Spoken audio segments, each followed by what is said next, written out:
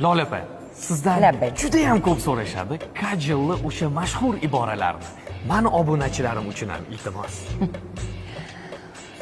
So'nggi nafasgacha bo'lmasmiz ayro. Sizga jonim fido. Sizga jon fido.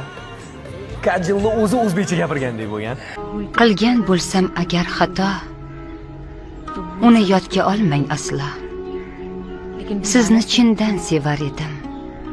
Unutmangiz meni, ammo muxlislarimga rahmat demoqchiman. Sababi mana shu Kajilga siz orqali muhabbat qo'yganmiz deb gapirib, o'sha aynan siz ovoz bersangiz faqat tomosha qilamiz deydigan o'zim alohida muxlislarim bor.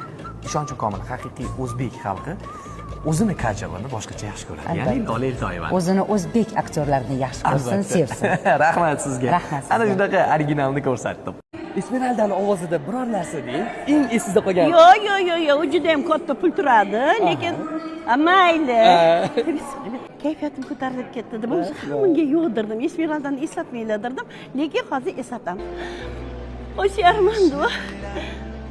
O'sharmanda. Bolam tug'ilganda seni bu yerga kelishingni qanchalik xohlaganimni bilsang eding. Bolamni sen bilan birgalikda tarbiyalasam deyman. Yo'q. Axir nega? Yo'qol Xosharmanda, yo'qol boshqa qo'ringni ko'rsatma. Jonim bolam. Men seni o'zim tarbiya qilaman. Xosharmanda, seni menga keraging yo'q. Menga endi abshit bachang kerak. Rahmat ustoz, rahmat. Sizni yaxshi ko'ramiz. Oxiri zo'rmadi-chi.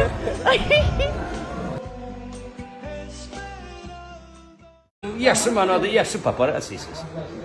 Kechirasiz qizlar, Nafilat qayerdaligini ayta olmaysizlarmi? Ha, deydi-ku. Buning uchun Marinishkani oyog'ini urib sindirish kerak. Kimda o'ylayapti o'zi yana? Pasha, nega endi cho'zma, Marinishka tayyor. Limpopo qonuni shafqatsiz qonun. Bo'yin tovlashingiz mumkin emas, deydi. Butilgani aylantirib. Nimada, ha? Doniyorjon bilan Nigorani uyiga keldi. Assalomu alaykum. Va nihoyat Doniyor Nigorani ko'rish uchun o'sha paytdagi uyiga keldi. Nazarbekdagi uyiga. Teshovoy Corporation sandagi lo'ttivozlarning ko'pini ko'rganman. Firmanga ham bir tiyin, o'zingga ham bir tiyin, tabibingga ham bir tiyin.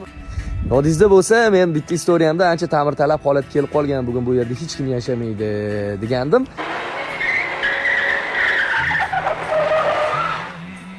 Murod aka rahmatli Rajabov. Undoq qiladi, men oynani noq ko'taraman. Keyin Nigorani adasi Bahrom Achonov aktyor, mana burchida turib sigaret chekib turgan joylar bo'lar edi. Xafa bo'lma, hali uyingga boraman degan joylar bor. Senga hech narsa qilmaydi Doniyor. Sizgachi? Mana endi mani qo'yaver. Mayli Doniyor. Xafa bo'lmagin tag'in. Hali boraman oldinga. Ichkariga kira olmaganimiz sababi bugun bu yerda hech kim yashamayotgan ekan. Egasi 6-7 marta, xullas ko'p marta almashgan ekan va ichkariga kirishga imkoniyat qila olmadik, topa olmadik xullas. Lekin harakat qildik siz. Harakat qildik, ha. Nimalar bo'lyapti bu yerda? Hech nimaga tushuna olmayapman. Yana bitta ma'lumot, aynan mana shu xonadonda o'zimdan o'zimgacha filmi ham olingan ekan. Mana shu yerda haligi Adiz Rajabov o'zi bilan o'zi urishadi-yu, ko'rgansizlar? Xuddi shu yerda olingan ekan. Mana shu uyda olingan ekan. O'sha boy uyi shu ekan. Bo'ldi. Almashamiz. Nima, qishloqda qiynalib ketdingmi? Dilshodbek akam bilan hozir yana bitta hovliga kirdik. Bu bir devor qo'shnisi bilan. O'sha uy bilan yonma-yon qo'shni bo'lgan. Uy bu ayvonda. Haligi Murod aka Rajabov buni chiroq yoqib, Shahnoza nima qo'tiribsan mashina ichida tiko bo'ladi-ku yaxshi. Ana shuni o'tirgan, ya'ni Said opa, Mansur Xo'jayev aktrisa tikoda o'tirgan joylar mana masjid ayvonda olingan. Shahnoz? Nima? Nima qilib o'tiribsan bu yerda? Keyingi epizod mana shu yerda bitta daraxt bo'lgan ekan. Bu epizod qaysi epizodligini hozir eslaymiz. Mana shu narvonni eslab qolinglar. O'zi keltirgan narsani yo'q qiling ekan. Yo'q desangiz yo'q qilaveraman. Mana shunaqa gap yo'q.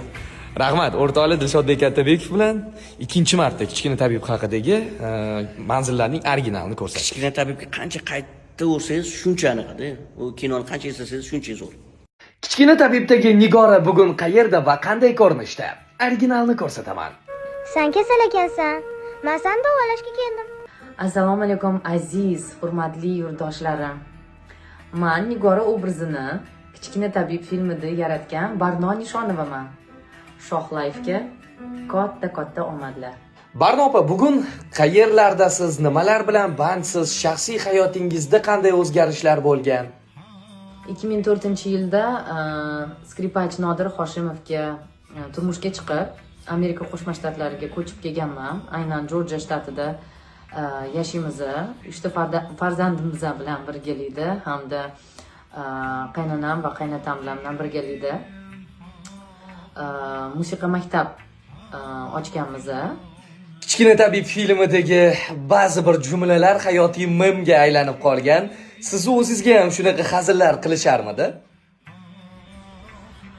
Kichkina tabib filmidan keyin sinfdoshlarim, maktabdagi bolalar har safar maktabga kirganimda ko'rishganda meni qaranglar, Nigora, nima qilasan bu yerda? Nari yoqqa qarab tur, ishtonimizni kiyib oling degan hazillar qilishardi yoki